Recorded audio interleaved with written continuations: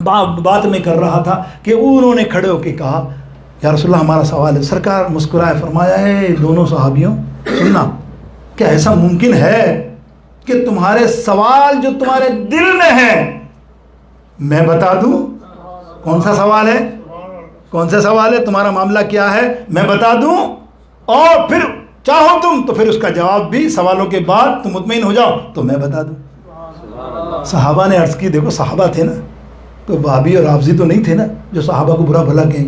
کس قدر بدبختی ہے دیکھو یار، کیا صحابہ کی شان. 1,24,000 کم و بیش وہ حجۃ الوداع کے اندر اتنے، اس میں سبھی تھے نا، سبھی ہوں گے جس کو ہم تم برا، یہ ہم تو اللہ باللہ میں تو نہیں، یہ جو ہمارے آج کے سنی 2 نمبری برا کہتے ہیں. کہاں جاؤ گے تم؟ کس کی روش پہ؟ تم شیعوں کی روش پہ آ گئے، ان کی باتوں پہ عمل کر کے تم بھی اپنے صحابیوں کو ایسا کہتے ہو، شیخین کو برا کہتے ہو. کہ اب یہ سوال اٹھاتے ہو کہ وہ قبر میں زبردستی آئے تھے، یعنی دنگے کے طور اس لیے کہ وہ گورنر تھے، وہ عمر یوں تھے اس لیے زبردستی وہاں سرکار کے پہلو میں آگے، ورنہ کب چاہا تھا نعوذ باللہ. اور یہ باتیں کرنا استغفر اللہ. تو یہ تو جہنم کے جانے کا راستہ ہے کہ نہیں؟ قول لبیک جانے کا راستہ ہے کہ نہیں؟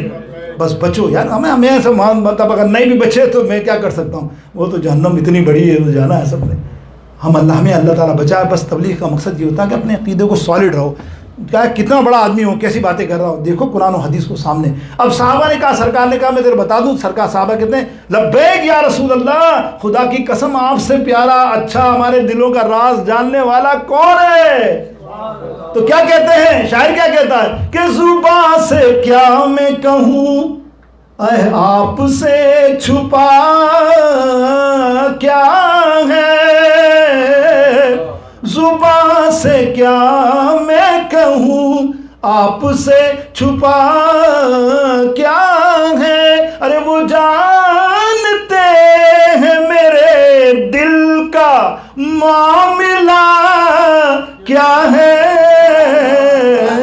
وہ جانتے ہیں. اور آج تم دیکھ رہے ہو تمنگر خان کیسے کیسے عقیدے والے لکھ ڈال دیے کتابیں الٹی سیدھی. کوئی غیب نہیں ہے، کوئی ان کو نور نہیں ہے، کوئی بشر نہیں، کچھ نہیں ہے. دیکھیں نا آپ کتابیں لکھ دیتے ہیں بدعقیدگی کی لوا. کیا پھر خوب شاعر نے اس میں بڑے اچھے انداز میں کہا کہ میرے حضور کو خود جیسا بولنے والے. تنبیہ دیکھو کیسی ہے، تربیت اصلاح ہے کہ میرے حضور کو خود جیسا بولنے والے. ارے تو ان کی شان کے بارے میں جانتا کیا ہے؟ اللہ نہیں جانتا. اب یہاں تو قلم توڑ دیا ہمارے حضرت نے کہ کہتے ہیں کہ اللہ اکبر، حاضر و ناظر، حاضر و ناظر نور بشر غیب کو چھوڑ. احسان یاد دلایا. ارے بدبخت احسان فراموش ہو، ایسی بات کرتے ہو تم کہ حاضر و ناظر نور بشر غیب کو چھوڑ. ارے شکر کر وہ تیرے عیبوں کو چھپائے ہوئے ہیں. اب حدیث سن لو تاکہ یہ نہ ہو 2 منٹ کے اندر حدیث دینے کا. کتنی تفصیل ہے. سرکار نے فرمایا صحابی تمہارا ایک سوال نہیں ہے اور تمہارے دونوں کے ایک ہی سوال نہیں ہے.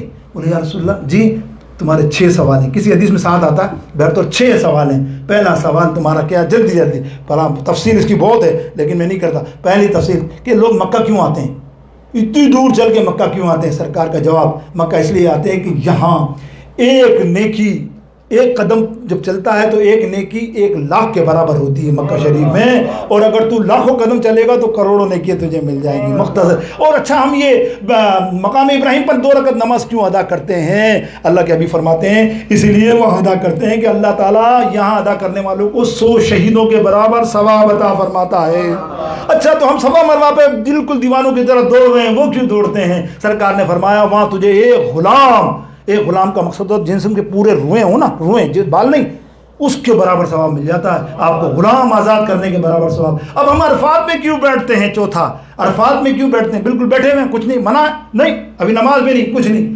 وہاں اللہ تعالیٰ اذلال فرماتا ہے اور سب کو دیکھ کے فرشتوں میں فخر فرماتا ہے، دیکھو کہ کیا کر رہے ہیں، یہ اللہ تیری عبادت کر رہے ہیں، اس میں گورنر بھی ہے، بادشاہ بھی ہے، فلانا بھی، ارے یہ بھی ایسے حل میں بیٹھا ہوا ہے، ہاں دھوپ میں بال بکھرے ہوئے ہیں، بالکل یہاں وہ نہیں ہے نوابی۔ اللہ فرماتا پھر اے فرشتوں دنیا کے جتنے ذرے ہیں نا اس کے برابر ان کی بخشش فرما دو، ان کی مغفرت فرما دو۔